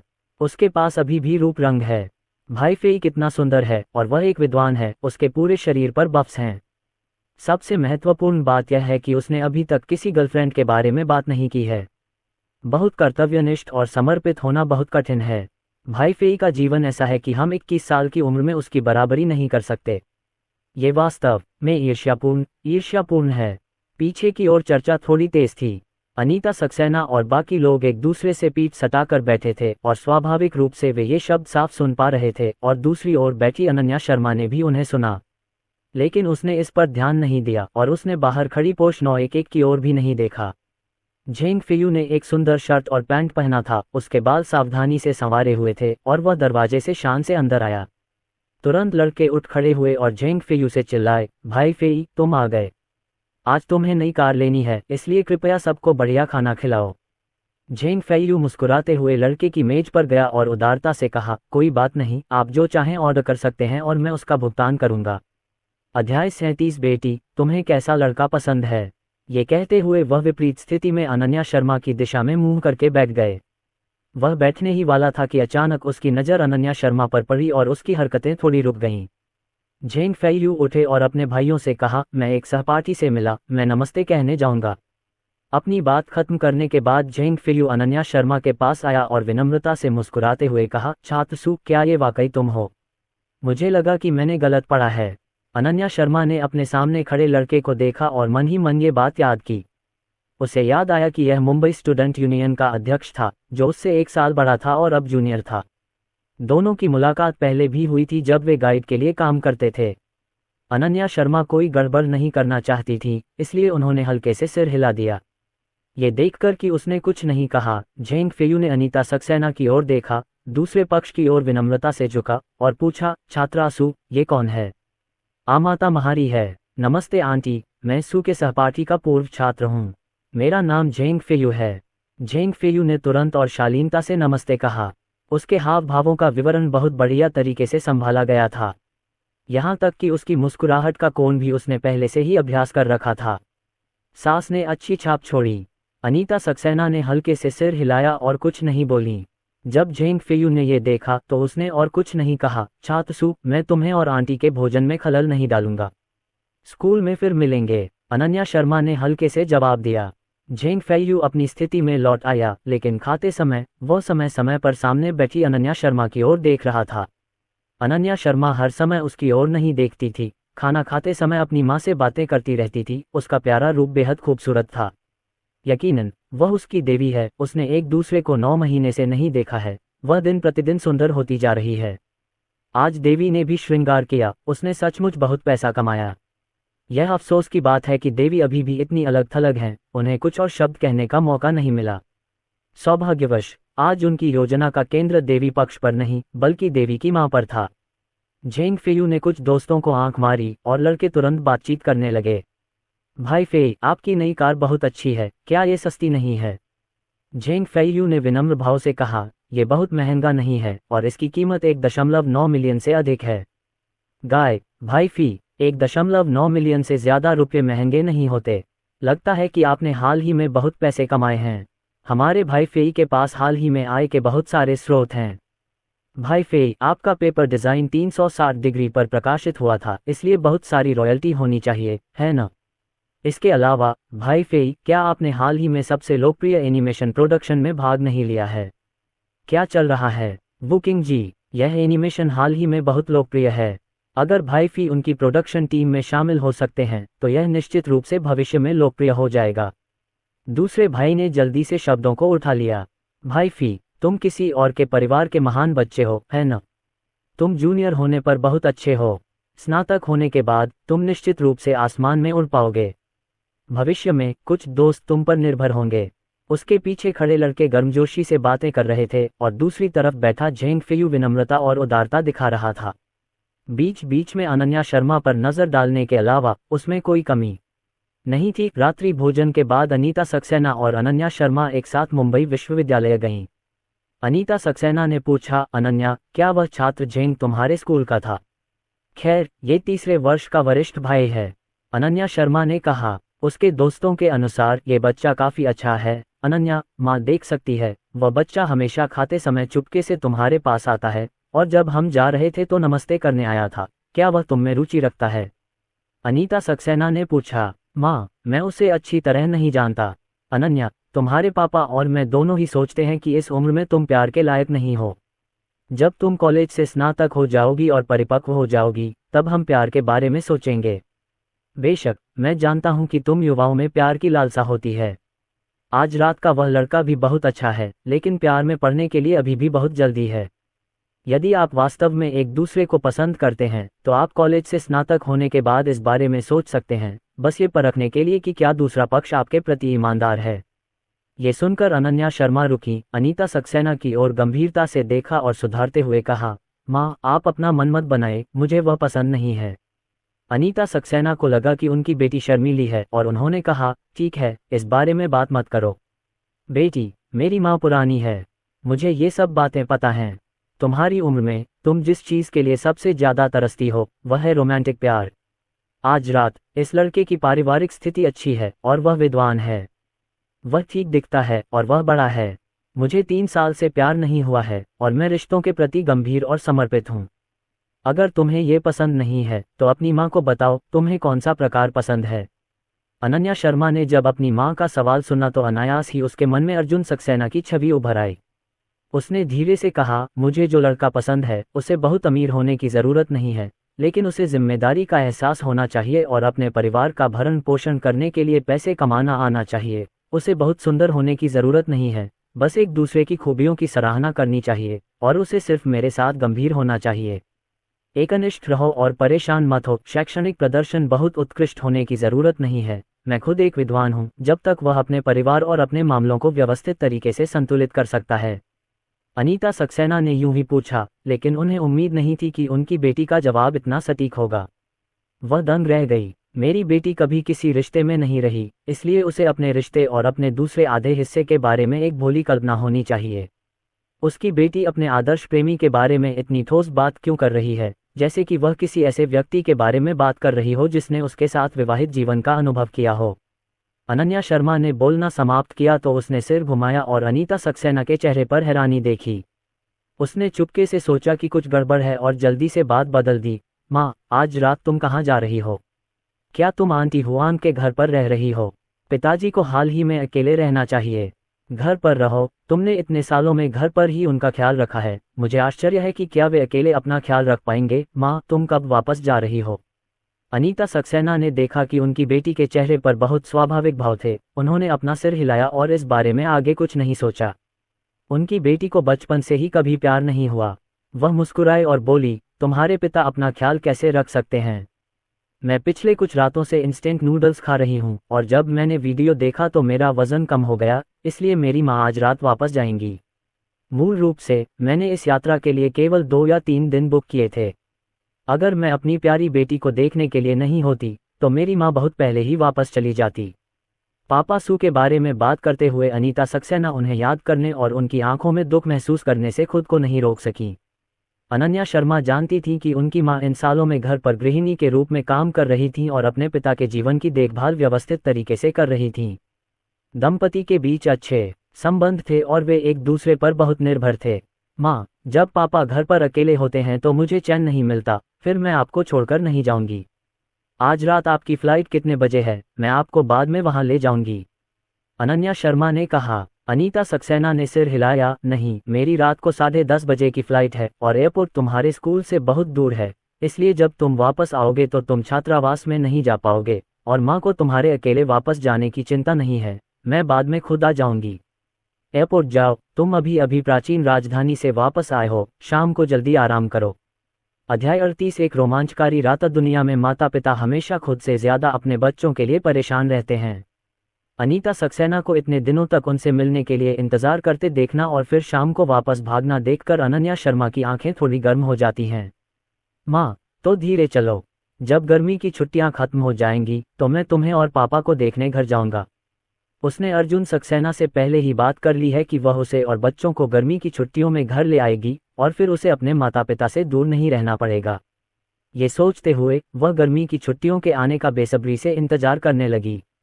ठीक है अच्छी बेटी, तुम स्कूल में खूब मन लगाकर पढ़ाई करो और तुम्हारे पापा और मैं घर पर तुम्हारा इंतजार कर रहे हैं। माँ बेटी बातें करते हुए नीचे अनन्या शर्मा के छात्रावास में चली गईं। उसने पलटकर दूसरी याक्सियन से कहा, माँ, जब मैं यहाँ हूँ तो ऊपर मत जाना। तीसरी मंजिल पर चढ़ने उतरने की परेशानी के लिए मैं तुम्हें बुलाऊंगी। एयरपोर्ट के लिए कार। ये कहते हुए वह अनीता सक्सेना का शॉपिंग बैग उठाने जा रही थी। अनीता सक्सेना ने जल्दी से उसका हाथ पकड़ लिया। चिंता मत करो, अभी रात के 10 बजे तक 3 घंटे हैं। तुम इतना सारा सामान अकेले नहीं उठा सकती, माँ तुम्हें ऊपर भेज देंगी। अनन्या शर्मा ने अपने पीछे बने छात्रावास की ओर देखा, उसकी आंखों में थोड़ी चिंता थी। शाम के 7 बज रहे थे जब सभी लोग भोजन के बाद छात्रावास में वापस चले गए। मुझे नहीं पता कि रूममेट छात्रावास में थे या नहीं। यदि ऐसा है तो ये तथ्य कि वह लंबे समय से कक्षा में नहीं आई है शीघ्र ही उजागर हो जाएगा।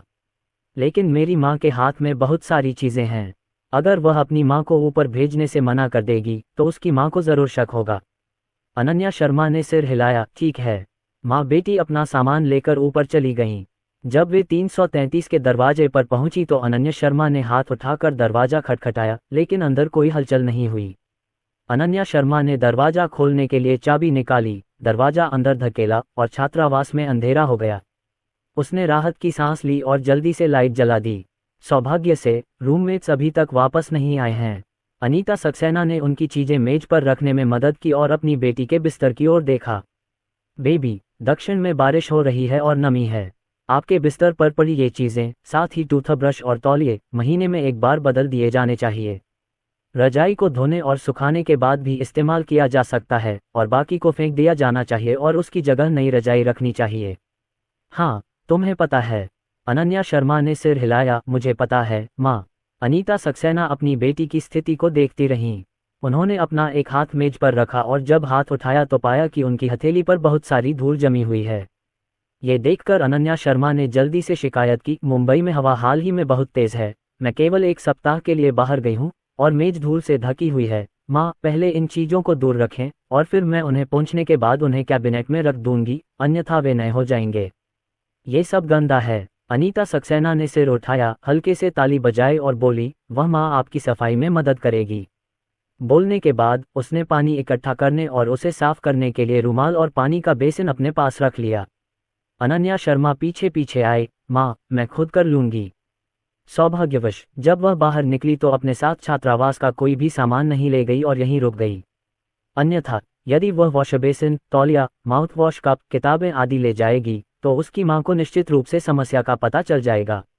अनीता सक्सेना ने पानी पकड़ते हुए कहा, अनन्या, तुम बैठो और आराम करो और पैकिंग का काम अपनी मां पर छोड़ दो। जब तुम घर पर होती हो तो क्या सारा काम तुम्हारी मां का ही होता है? फिर मैं तुम्हारे साथ सफाई करूंगा। नहीं, अनीता सक्सेना ने अपनी बेटी को बगल में रखे स्टूल पर धकेलते हुए मुस्कुराते हुए कहा, क्या करोगे?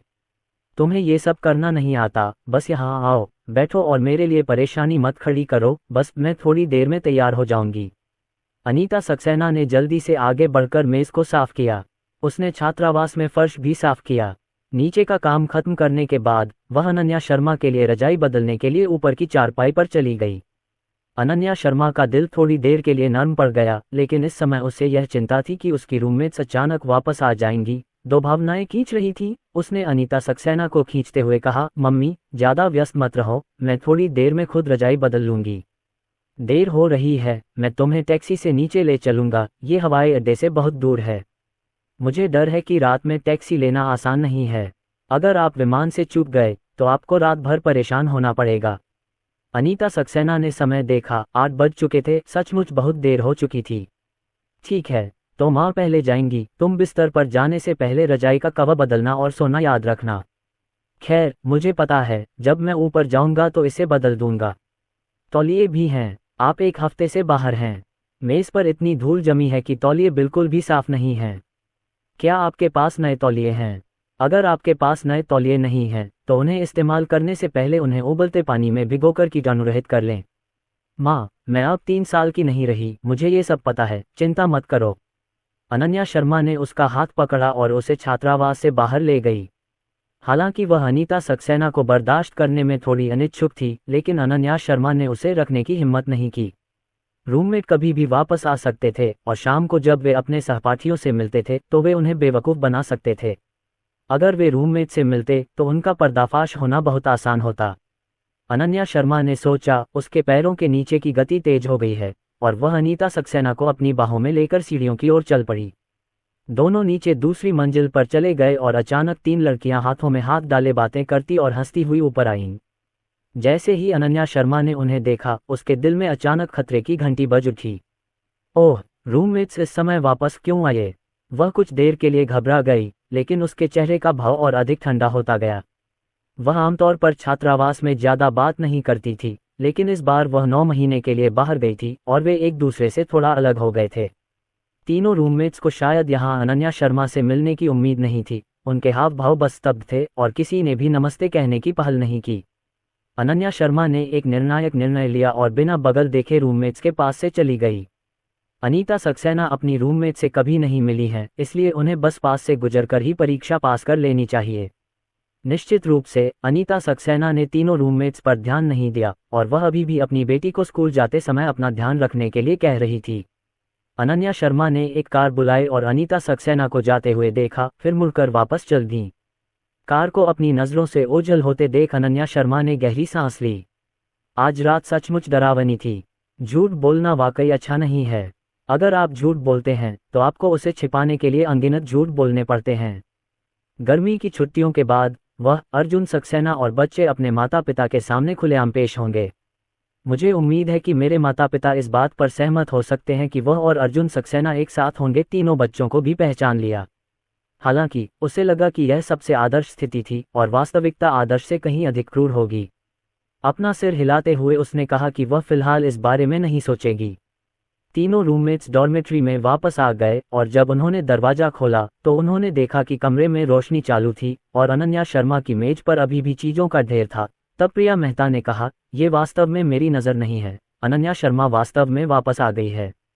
जू जिंग ने भी अनन्या शर्मा की मेज पर नजर डाली। उसने अपना चश्मा उठाया और कहा, हमने उसे 9 महीने से नहीं देखा है ना? जीवंत प्रिया मेहता ने सिर हिलाया, अच्छा, बहुत समय हो गया है। पिछली बार मैंने उसे तब देखा था जब द्वितीय वर्ष शुरू ही हुआ था। वह अपने द्वितीय वर्ष में 1 महीने के लिए स्कूल में थी और सभी क्रेडिट खत्म करने के बाद बाहर चली गई। जुएबा एक बैल है और हम 1 महीने में अपनी स्कूली शिक्षा का 1 साल पूरा करते हैं। जू जिंग ने मुस्कुराते हुए कहा, शियाओ जी, यदि आप अपनी पढ़ाई के साथ साथ मोबाइल गेम खेलने में भी अपना समय बिताते हैं तो आप अपने क्रेडिट पहले ही समाप्त कर सकते हैं। प्रिया मेहता ने जीभ बाहर निकाली और बोली, भूल जाओ, काम और आराम का मेल मेरे लिए ज्यादा उपयुक्त है। ही रे रिया मेहता, क्या तुमने पिछली बार नहीं कहा था कि बगल के स्कूल की फाजियाओं ने अनन्या शर्मा को देखा था? तुमने ये भी कहा था कि वह बड़े पेट के साथ वहां गई थी, लेकिन मैंने सिर्फ इतना देखा कि वह अच्छी हालत में थी और गर्भवती नहीं लग रही थी। अध्याय 39। रूममेट रिया मेहता ने अपना सिर हिलाया, मुझे नहीं पता, मुझे बताया गया था कि यह हमारे स्कूल का स्कूल फूल है, लेकिन मैंने इसे अपनी आंखों से नहीं देखा, इसलिए यह शायद नकली है। सिमरन रेड्डी, जो पहले कभी नहीं बोली थी, ने उनकी ओर देखा और गंभीरता से कहा, दूसरों की पीठ पीछे ऐसी बेबुनियाद गपशप मत करो, वह बाद में वापस आ जाएगी। प्रिया मेहता और रिया मेहता ने तुरंत रोक दिया। थोड़ी देर बाद अनन्या शर्मा वापस आए। उसने दरवाजा खोला और अंदर आ गई। तीनों रूममेट पहले से ही उसकी डेस्क पर बैठे थे। रिया मेहता हमेशा की तरह पढ़ रही हैं। प्रिया मेहता अपने मोबाइल फ़ोन से गेम खेल रही हैं। सिमरन रेड्डी हमेशा छात्रावास में एक गंभीर छवि रही है और वह इस समय टैबलेट पर नाटक देख रही है। अनन्या शर्मा अंदर आई, लेकिन उन तीनों में से किसी ने भी बात नहीं की। अनन्या शर्मा ने कुछ भी कहने की पहल नहीं की, बस अपनी डेस्क पर चली गईं और अपनी मां द्वारा खरीदी गई चीजें पैक करना शुरू कर दिया। प्रिया मेहता गेम खेलने के लिए पलटी और बीच बीच में अनन्या शर्मा को देखती रही। आखिरकार वह इसे और बर्दाश्त नहीं कर सकी। वह अपना मोबाइल फ़ोन लेकर रिया मेहता के बिस्तर के पास गई और अनन्या शर्मा को देखा जो सफाई कर रही थी। अनन्या शर्मा, क्या अभी वह आपका परिवार था? यह मेरी माँ है, अनन्या शर्मा ने संक्षेप में उत्तर दिया।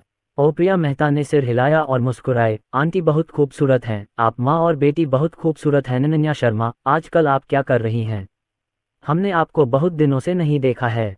कुछ निजी मामले? अनन्या शर्मा ने ज्यादा कुछ नहीं कहा। प्रिया मेहता ने उसे घूरकर देखा और अचानक आश्चर्य से पूछा, क्या आपने मेकअप किया हुआ है? दयालुता, मैंने पहली बार तुम्हें मेकअप करते हुए देखा है। अच्छी लग रही हो। पहले लोग कहते थे कि तुम बिना मेकअप के देवी लगती हो, लेकिन मुझे लगता है कि तुम मेकअप के साथ बहुत अच्छी लगती हो। वैसे क्या आप हाल ही में हमारे बगल वाले बिजनेस स्कूल में गए हैं? रिया मेहता के पास एक छोटा लड़का है जो कह रहा है कि उसने आपको स्कूल में देखा था और आप उनके स्कूल के बड़े पेट वाले लड़कों की तलाश कर रहे थे। प्रिया मेहता चैटिंग कर रही थी और गलती से अभी अभी गॉसिप बोल गईं। बात करने के बाद उन्हें लगा कि टॉपिक ठीक नहीं है, इसलिए उन्होंने तुरंत कहा, लेकिन हमें लगता है कि यह नकली होना चाहिए। आप गर्भवती कैसे हो सकती हैं? आप इतनी लंबी हैं। खैर, ये बिल्कुल भी बच्चा होने जैसा नहीं लगता है ना?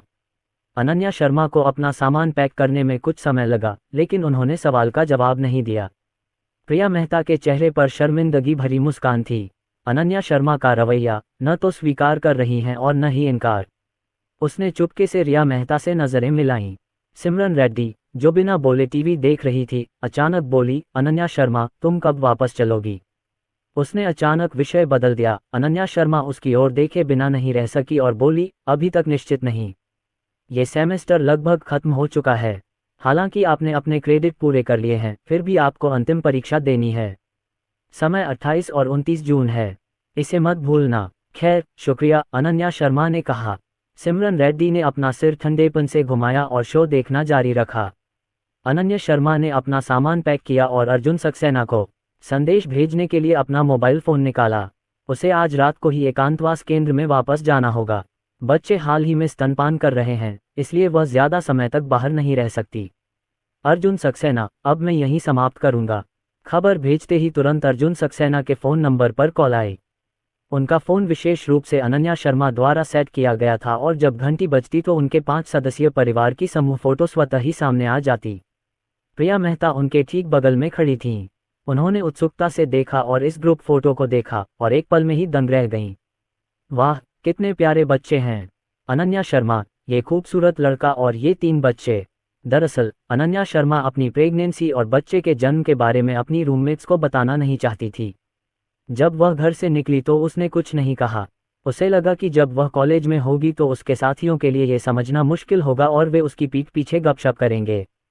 तो इस समय उसने कुछ नहीं कहा, फ़ोन ले लिया और कहा, मैं जाकर बात करूंगी। बात करने के बाद वह अपना मोबाइल फ़ोन लेकर छोटी बालकनी में चली गई। अरे अनन्या, क्या आंटी चली गईं? खैर, मेरी माँ हवाई अड्डे गई हैं और आज रात वापस आ जाएंगी। तो फिर आप इस समय कहाँ हैं? अकेले वापस मत आना, मेरा इंतज़ार करना कि मैं तुम्हें ले जाऊं। अर्जुन सक्सेना ने दबंगई से कहा। अनन्या शर्मा ने हल्का सा मुस्कुराते हुए कहा, ठीक है, मैं स्कूल के छात्रावास में हूँ, मैं आपको व्हाट्सएप पर लोकेशन भेज दूंगी। दोनों ने फ़ोन रख दिया। अनन्या शर्मा ने लोकेशन भेजी और वापस छात्रावास में चले गए। छात्रावास का माहौल और भी शांत हो गया। आखिर में प्रिया मेहता से रहा नहीं गया। उसने सिर घुमाया और कहा, अनन्या शर्मा, क्या अभी अभी ये तुम्हारी फैमिली फ़ोटो थी? अनन्या शर्मा जानती थी कि यह बात उसकी रूममेट से नहीं छिपाई जा सकती। इसके अलावा उसे अगले सेमेस्टर में कक्षा में जाना है और वह अपने बच्चे को भी कक्षा में ले जा सकती है, क्योंकि वह इसे छिपा नहीं सकती। तो उसने हल्के से सिर हिलाया और यह बात स्वीकार कर ली। प्रिया मेहता ने तुरंत आश्चर्य से अपना मुंह ढक लिया और चमकती आंखों से बोली, सच में? अनन्या शर्मा, तुम बहुत बहादुर हो। पता चला है कि तुम सच में गर्भवती होने वाली हो और इन 9 महीनों में एक बच्चे को जन्म देने वाली हो। अनन्या, क्या तुम मुझे अभी फोटो दिखा सकती हो? तुम्हारे बच्चे बहुत प्यारे हैं और तुम्हारे पति भी बहुत सुंदर हैं। दुर्भाग्य से मैंने इसे केवल एक नज़र में देखा और इसे स्पष्ट रूप से नहीं देख पाया। अनन्या शर्मा ने झिझकते हुए फ़ोन पकड़ा, लेकिन प्रिया मेहता के चेहरे पर उत्सुकता देखकर वह मना नहीं कर सकी। अंत में उसने फिर भी एल्बम खोला और उसे फ़ोटो दिखाया। ये देख रिया मेहता कान खड़े करके तुरंत दौड़ी आए। अनन्या शर्मा, क्या मैं भी देख सकती हूँ? दयालुता, वाह प्यारे बच्चे। अनन्या शर्मा, आपके परिवार के जीन बहुत मजबूत हैं। वास्तव में 3 बच्चे हैं। अनन्या, तुमने 3 बच्चों को जन्म दिया। रिया मेहता ने आश्चर्य से चिल्लाते हुए कहा। दयालुता, यह अविश्वसनीय है, उन्होंने एक स्वर में कहा। अपनी आवाज़ कम रखो, सिमरन रेड्डी ने कड़ी फटकार लगाए। प्रिया मेहता और रिया मेहता ने तुरंत अपना मुंह बंद कर लिया। अनन्या शर्मा ने सोचा, निश्चित रूप से हर कोई इसे स्वीकार नहीं कर सकता। वह अपना फ़ोन वापस लेने ही वाली थी कि सिमरन रेड्डी अचानक आ गई और 1.7 मीटर लंबा आदमी सेल फोन देखने के लिए अपना सिर नीचे कर लिया। तुम दोनों धीमी आवाज में बोलो, छात्रावास का ध्वनिरोधी तंत्र ठीक नहीं है। सिमरन रेड्डी ने कुछ कहा और अचानक फ़ोन की तरफ देखते हुए कहा, ये तीनों छोटे बच्चे चुनने में बहुत अच्छे हैं। वे सभी अपने माता पिता का फ़ायदा उठाते हैं और वे बहुत प्यारे हैं। अपनी बात खत्म करने के बाद उसने अनन्या शर्मा की तरफ देखा और कहा, अनन्या शर्मा, तुम इस बारे में बात नहीं करना चाहती हो और हम इस बारे में बात नहीं करेंगे।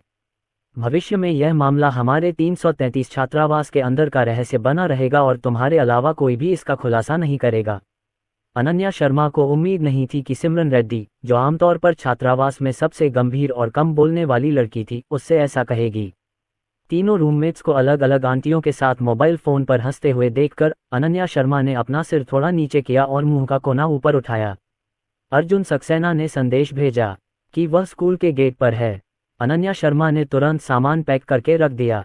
अनीता सक्सेना ने उसके लिए ढेर सारा खाना खरीदा। वह अकेले सब कुछ खत्म नहीं कर सकती थी, इसलिए उसने अपने रूममेट्स के लिए कुछ बचाकर रख लिया। रिया मेहता ने कहा, अनन्या शर्मा, आपने हमारे लिए इतना स्वादिष्ट भोजन छोड़ा है, हम इसे मुफ्त में नहीं खा सकते, चलो आपको नीचे ले चलते हैं। प्रिया मेहता ने मुंह में एक स्नैक पकड़ा और स्पष्ट रूप से कहा, अनन्या, तुम्हारा शरीर अभी तक ठीक नहीं हुआ है, तुम भारी सामान नहीं उठा सकती, हम तुम्हें नीचे ले जाएंगे।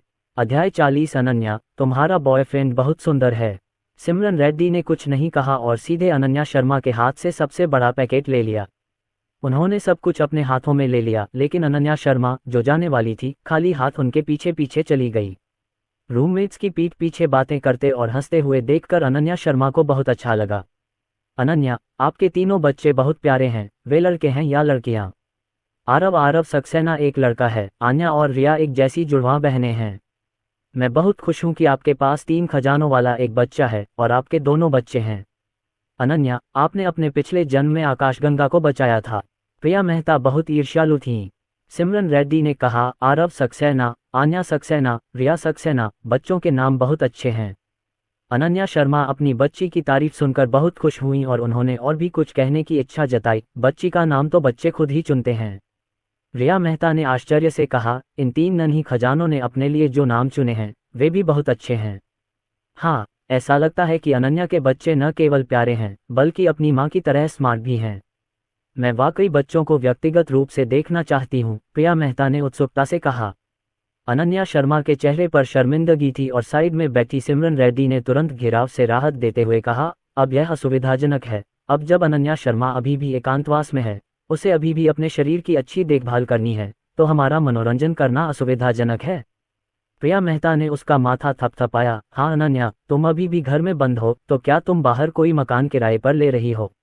मैं एकांतवास केंद्र में हूँ, अनन्या शर्मा ने कहा। प्रिया मेहता ने तुरंत कहा, एकांतवास केंद्र ये वास्तव में असुविधाजनक है, लेकिन मैं वास्तव में आपके बच्चों को व्यक्तिगत रूप से देखना चाहती हूँ, मुझे बच्चे बहुत पसंद हैं। उसके गंभीर रूप को देखकर अनन्या शर्मा ने धीरे से कहा, एक मौका है।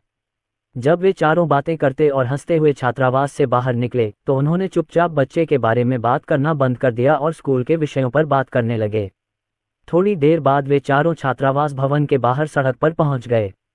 क्योंकि कार केवल सड़क के किनारे ही पार्क की जा सकती है और छात्रावास भवन में प्रवेश नहीं कर सकती। अर्जुन सक्सेना अभी तक नहीं पहुंचे थे और उनके रूममेट्स भी नहीं गए थे, इसलिए वे यहीं रुक गए और अनन्या शर्मा के साथ इंतजार करने लगे। ऐसा कहा जा रहा है कि वे अनन्या शर्मा की सुरक्षा को लेकर चिंतित हैं, लेकिन वास्तव में वे अभी भी बच्चों के पिता के बारे में बहुत उत्सुक हैं और फोटो में दिख रहे खूबसूरत लड़के को अपनी आंखों से देखना चाहते हैं। एक लाल पोश कार अचानक उनके सामने रुकी। कार में बैठे व्यक्ति का नाम झेंग फेयू है। शाम को उसने अनीता सक्सेना के सामने अपना हुनर दिखाया। झेंग फेयू ने इस बारे में सोचा कि उसे जीत का पीछा करना चाहिए, इसलिए वह अपनी किस्मत आजमाने के लिए लड़कियों के छात्रावास में चला गया, लेकिन उसे अनन्या शर्मा से मिलने की उम्मीद नहीं थी। परमेश्वर सचमुच उसकी मदद करना चाहता है। झेंग फेयू कार से बाहर निकला, अनन्या शर्मा के सामने आया और मुस्कुराते हुए बोला, छात्रा सु, क्या संयोग है, हम फिर से मिल रहे हैं। अनन्या शर्मा ने झेंग फेयू की ओर देखा, कुछ नहीं कहा, सिर्फ विनम्रता से सिर हिला दिया। क्या तुम बाहर जा रहे हो? झेंग फेयू ने सामान देखा जिसे उठाने में उसकी रूममेट्स ने मदद की थी। अनन्या शर्मा के इस सेमेस्टर से बाहर जाने के बारे में सोचते हुए झेंग फेयू ने तुरंत कहा, बहुत देर हो चुकी है, एक लड़की के रूप में आपके लिए टैक्सी लेना सुरक्षित नहीं है, मैं आपको उतार दूंगा। अनन्या शर्मा ने उदासीनता से जवाब दिया, कोई ज़रूरत नहीं। इसी समय कुछ छात्र वहां से गुजर रहे थे और उन्होंने झेंग फेयू की कार देखी। एक लड़की खुद को रोक नहीं सकी और उसने तस्वीरें लेने के लिए अपना मोबाइल फ़ोन निकाल लिया। पोर्श 911, ये कार बहुत अच्छी लग रही है, इस पर बैठना बहुत मज़ेदार होगा। ये सुनकर झेंग फेयू, जिसे अभी अभी बेरहमी से खारिज कर दिया गया था, ने अचानक अपना आत्मविश्वास वापस पा लिया। अपने हाथ में कार की चाबियों के साथ छेड़छाड़ करते हुए कहा, छात्र सु, आपको मेरे साथ विनम्र होने की ज़रूरत नहीं है। हम पूर्व छात्र हैं, हमने पहले एक साथ काम किया है और मैं आपको एक सवारी भेजूंगा। ये वह आचरण है जो एक वरिष्ठ के पास होना चाहिए। अनन्या शर्मा ने थोड़ा सा मुंह बनाया और अधीरता से कहा, मेरे पास आपको लेने के लिए कोई है। झेंग फेयू ने इसे बिल्कुल भी गंभीरता से नहीं लिया, ये सोचकर कि यह अनन्या शर्मा द्वारा उसे बहकाने का एक बहाना है, और जब वह बोलने वाला था तो लड़कियों ने अचानक चिल्लाना शुरू कर दिया। वाह, ये तो रोल्स रॉयस है। आज हमारे स्कूल में क्या हुआ? इतनी सारी लग्जरी कारें क्यों हैं? फोटो खींचो, फोटो खींचो, ये कार पोर्श 911 से भी ज़्यादा महंगी है, दुर्लभ। जब झेंग फेयू ने यह सुना तो वह पीछे देखने से खुद को रोक नहीं सका। 911 के बगल में खड़ी एक काले रंग की रोल्स रॉयस अपनी पतली बॉडी और शानदार सिल्वर ग्रे रंग के साथ एक पल में ही सारी सुर्खियां बटोर रही थी। बगल से देखने पर पोर्श तुरंत ही थोड़ा छोटा लगने लगा। अर्जुन सक्सेना इस रोल्स रॉयस में बैठे थे। ये संयोग था कि उन्होंने एक कार को बुलाने के लिए सॉफ्टवेयर का इस्तेमाल किया। अप्रत्याशित रूप से वह एक रोल्स रॉयस से टकरा गए। जब इतनी बड़ी कार दीदी को चलाने के लिए निकली तो वह वास्तव में उससे टकरा गए। वह सचमुच भाग्यशाली पुत्र कहलाने का हकदार है। अनन्या शर्मा को इन लग्जरी कारों में कोई दिलचस्पी नहीं थी, लेकिन जब उन्होंने अर्जुन सक्सेना को रोल्स रॉयस से उतरते देखा तो उनकी आंखें चमक उठीं। रूममेट्स ने भी एक नज़र में ही फोटो में दिख रहे खूबसूरत लड़के अर्जुन सक्सेना को पहचान लिया और वे सब उत्साह से उसकी ओर देखने लगे। प्रिया मेहता ने अनन्या शर्मा से फुसफुसाते हुए कहा, अनन्या, तुम्हारे पति बहुत हैंडसम हैं, असल में तो फोटो से भी ज़्यादा हैंडसम हैं। इसमें कोई आश्चर्य नहीं कि उन्होंने कॉलेज में अपनी स्कूल ब्यूटी अनन्या शर्मा का दिल जीत लिया और अनन्या शर्मा को स्वेच्छा से उन्हें जन्म देने के लिए राजी कर लिया। इतना सुंदर, टीवी पर दिखने वाले उन छोटे ताजे मांस और फिल्म सितारों से कहीं अधिक सुंदर। एक आलीशान कार और एक खूबसूरत लड़के के साथ आसपास की लड़कियां खुशी से चिल्लाने लगीं। हैंडसम लड़का अर्जुन सक्सेना ने अपने आसपास के लोगों पर कोई ध्यान नहीं दिया। वह कार से उतरा और अनन्या शर्मा की तरफ बढ़ा। दोनों एक साथ खड़े हो गए और देखते ही देखते और भी आकर्षक हो गए। रूममेट्स ने सहजता से एक कदम पीछे हट लिया और उनकी चाची ने उनकी ओर मुस्कुराते हुए देखा। अर्जुन सक्सेना ने अपना कोट अनन्या शर्मा के कंधों पर डाला और धीरे से कहा, तुम इतनी जल्दी नीचे क्यों नहीं आती? बाहर तेज हवा चल रही है, तुम डॉर्मेट्री में इंतजार क्यों नहीं करती? अनन्या शर्मा का दिल गर्मजोशी से भर गया और बोली, मैं अभी नीचे आई हूँ। तो फिर चलें? अर्जुन सक्सेना ने अपने चारों ओर भीड़ देखकर पूछा। अनन्या शर्मा ने सिर हिलाया, रूममेट्स की ओर देखा और कहा, अर्जुन सक्सेना, ये मेरे रूममेट हैं और इनके हाथ में जो चीज़ें हैं वो मेरी हैं। अर्जुन सक्सेना ने तुरंत सामान ले लिया, मुस्कुराए और तीनों लड़कियों को सिर हिलाकर कहा, हेलो, नमस्ते। तीनों ने अर्जुन सक्सेना को बधाई दी। प्रिया मेहता और रिया मेहता उत्साहित और शर्मीली थीं। सिमरन रेड्डी थोड़ा शांत हो गई, लेकिन अर्जुन सक्सेना को और अधिक देखने से खुद को रोक नहीं सकी। अनन्या का पति वाकई बहुत हैंडसम है। अनन्या का शरीर अब ठंडी हवा नहीं झेल सकता, इसलिए पहले चलो, शुक्रिया। अनन्या शर्मा के रूममेट्स को अलविदा कहने के बाद अर्जुन सक्सेना ने कुछ लिया और अनन्या शर्मा को लेस लास की ओर ले गया। शुरू से अंत तक न तो उन्होंने और न ही अनन्या शर्मा ने झेंग फेयू पर ध्यान दिया। नई खरीदी गई पोश और मुझे इतनी नज़रअंदाज कर दिया गया। झेंग फेयू बहुत परेशान था। वह खुद को रोक नहीं सका और अर्जुन सक्सेना को घूरने लगा। लेस के चले जाने के बाद मौज मस्ती देख रहे लोग भी तितर बितर हो गए। झेंग फेयू कार से टिक गया और चिढ़कर धूम्रपान करने लगा। प्रिया मेहता और बाकी लोग वापस जाने वाले थे, लेकिन सिमरन रेड्डी ने अचानक उन्हें हाथ दिया और जानबूझकर अपनी आवाज़ उठाई और कहा, अनन्या का बॉयफ्रेंड बहुत हैंडसम है। वे दोनों गोल्डन बॉय और गर्ल्स हैं। वे एकदम परफेक्ट मैच हैं। प्रिया मेहता ने जब ये सुना तो तुरंत समझ गई कि क्या कहना है। गला साफ करते हुए बोली, हाँ लेकिन वे बॉयफ्रेंड नहीं हैं, उन्हें पति होना चाहिए। आखिर वे सब साथ ही रहते हैं। 2 वाक्य समाप्त करने के बाद वे हाथ में हाथ डालकर चले गए। झेंग फेयू ने उनकी पीठ की ओर देखा, गुस्से में सिगरेट का बट जमीन पर फेंका और अपने पैर की उंगलियों से उसे बाहर निकाला। क्रोध और सदमे की भावनाएं बनी रहती हैं। क्या अनन्या शर्मा शादीशुदा हैं? और वह आदमी अभी अभी आया है। पर निर्भर। अध्याय 41। मुझे अपनी पत्नी से वेतन पाकर अच्छा लगता है। जब दोनों एकांतवास केंद्र लौटे तो अनन्या शर्मा ने रात के किराए के बारे में पूछा। उसे उम्मीद नहीं थी कि अर्जुन सक्सेना उसे लेने के लिए रोल्स रॉयस बुलाएगा। निश्चित रूप से महंगा। अर्जुन सक्सेना ने मुस्कुराते हुए अनन्या शर्मा से कहा कि ये दीदी की टैक्सी है और इसका किराया स्पेशल टैक्सी जितना ही है। अनन्या शर्मा चौंक गईं और फिर सोचा कि उन्होंने वास्तव में ऐसी खबर देखी है कि किसी ने टैक्सी को फरारी लेस रॉयस जैसी सुपर लग्जरी कार में बदल दिया है। अर्जुन सक्सेना, तुम बहुत भाग्यशाली हो, अनन्या शर्मा ने भावुक होकर कहा। चूंकि वह स्वयं टैक्सी लेती थी, इसलिए यदि वह कोई विशेष कार भी लेती थी तो वह या तो होंडा या फोक्सवैगन होती थी। मैंने कभी ऑडी और बीएमडब्ल्यू को टक्कर भी नहीं मारी। मुझे उम्मीद नहीं थी कि अर्जुन सक्सेना टैक्सी लेते समय रोल्स रॉयस से टकराएगा। वह बहुत किस्मत वाला था। अर्जुन सक्सेना ने मुस्कुराते हुए कहा, जब से तुम बड़ा पेट लेकर मेरे पास आए हो, मेरी तो किस्मत ही खुल गई है। या तो स्कूल में फूल बच्चे वाली माँ हो या 3 बच्चे हों तो सिस्टम सक्रिय हो जाता है। किस आदमी को उसके जैसा सौभाग्य प्राप्त है। हाँ, अर्जुन सक्सेना की बातें सुनकर अनन्या शर्मा के मन में मिठास भर गई। दोनों कमरे में वापस आए और देखा कि तीनों बच्चे गहरी नींद में सो रहे थे। जब अनन्या शर्मा नहाकर पायजामा पहनने लगी तो अर्जुन सक्सेना ने उसके लिए खाना तैयार कर दिया। दोनों खाने के लिए डाइनिंग टेबल पर बैठे थे और अनन्या शर्मा ने अचानक अर्जुन सक्सेना की तरफ देखा और कहा, अर्जुन सक्सेना, अभी स्कूल में वो लड़का जूनियर वर्ष में एक सीनियर है जिसका नाम झेंग फेयू है। उसने मुझे वापस भेजने के लिए कहा। मैंने मना कर दिया, मुझे वह पसंद नहीं है। जब अर्जुन सक्सेना कार से उतरे तो उन्हें स्पष्ट रूप से लगा कि माहौल ठीक नहीं है और वे अनन्या शर्मा को लेकर चले गए। झेंग फेयू और ची गुओंगुओ की ईर्ष्या और नाराजगी बहुत स्पष्ट नहीं होनी चाहिए। ये देखा जा सकता है कि झेंग फेयू को अनन्या शर्मा पसंद है, लेकिन वह ये भी देख सकता था कि अनन्या शर्मा को झेंग फेयू पसंद नहीं था और अब अनन्या शर्मा उसे जानबूझकर यह समझा रही थी जिससे उसे बहुत अच्छा महसूस हो रहा था। अच्छा, खूब खाओ, अर्जुन सक्सेना ने शांति से कहा। अनन्या शर्मा ने सिर हिलाया, फिर सिर नीचे किया और सूप पी लिया। स्वादिष्ट मछली का सूप दूधिया सफ़ेद रंग में उबाला गया था और उसका स्वाद बहुत बढ़िया था। उसने संतुष्टि के साथ एक घूंट लिया। क्या आज मेरी चाची के साथ सब ठीक रहा?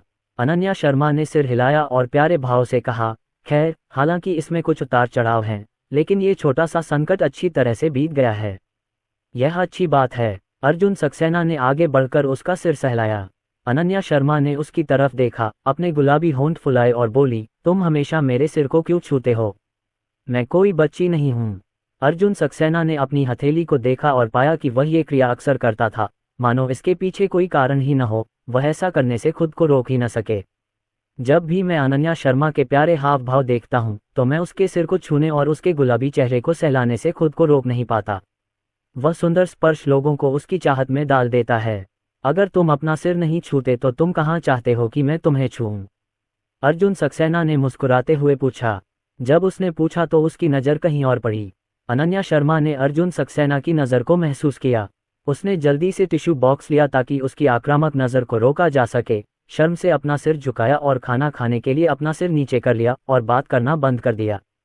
रात को सोते समय अनन्या शर्मा बड़े पलंग पर लेटी हुई सोच रही थी कि आज रात क्या हुआ। उसे झेंग फेयू की ज़्यादा परवाह नहीं थी, लेकिन इससे उसे यह सोचने पर मजबूर होना पड़ा कि अर्जुन सक्सेना, जो एक बड़ा आदमी है, को बाहर जाते समय कुछ पैसे रखने की ज़रूरत होती है। अब अर्जुन सक्सेना उसे सारे पैसों का प्रबंधन करने देता है और उसे अर्जुन सक्सेना को जेब खर्च भी देना पड़ता है। एक अच्छा गृहपालक बस अंदर बाहर नहीं जा सकता। इसलिए अनन्या शर्मा ने एलीपे खोला और सीधे अर्जुन सक्सेना को 200,000 ट्रांसफर कर दिए। अगली सुबह अर्जुन सक्सेना उठे और अनन्या शर्मा के लिए प्रसव पूर्व भोजन बनाने चले गए। तैयार भोजन को इंक्यूबेटर में रखने के बाद उन्होंने समाचार पढ़ने के लिए अपना मोबाइल फ़ोन उठाया। जैसे ही मैंने फ़ोन चालू किया, मैंने अनन्या शर्मा का एलीपे ट्रांसफ़र देखा। इसमें एक प्यारा सा नोट भी है, आपकी पॉकेट मनी। अर्जुन सक्सेना अपनी हंसी रोक नहीं पाए। उन्होंने ऊपर बेडरूम की ओर देखा और सोचा, मुझे अपनी पत्नी से पैसे पाकर बहुत अच्छा लग रहा है। अनीता सक्सेना के वापस आने के बाद एकांतवास केंद्र में अनन्या शर्मा का जीवन पहले जैसा हो गया। बच्चे दिन ब दिन बड़े होते गए और अनन्या शर्मा का शरीर भी पहले से बेहतर होता गया। घर जाने का समय लगभग हो गया था। अर्जुन सक्सेना पहले किराए के मकान में जाकर तैयारी करना चाहते थे, इसलिए उन्होंने अनन्या शर्मा के किराए के मकान की चाबी ली और दोपहर में खाली समय में उसे देखा। पिछले कुछ दिनों से घर में कोई नहीं है और हाल ही में जोंगहाई में बारिश का मौसम है। अर्जुन सक्सेना ने दरवाज़ा खोला और अंदर गया तो उसे घर में हल्की सी दुर्गंध महसूस हुई। अनन्या शर्मा द्वारा अस्पताल में बच्चे को जन्म दिए जाने के बाद परिवार की नानी अस्पताल गई और पाया कि वहां मदद के लिए कुछ भी नहीं है, इसलिए उसने स्वेच्छा से इस्तीफा दे दिया। इसलिए परिवार इन दिनों लावारिस पड़ा हुआ है।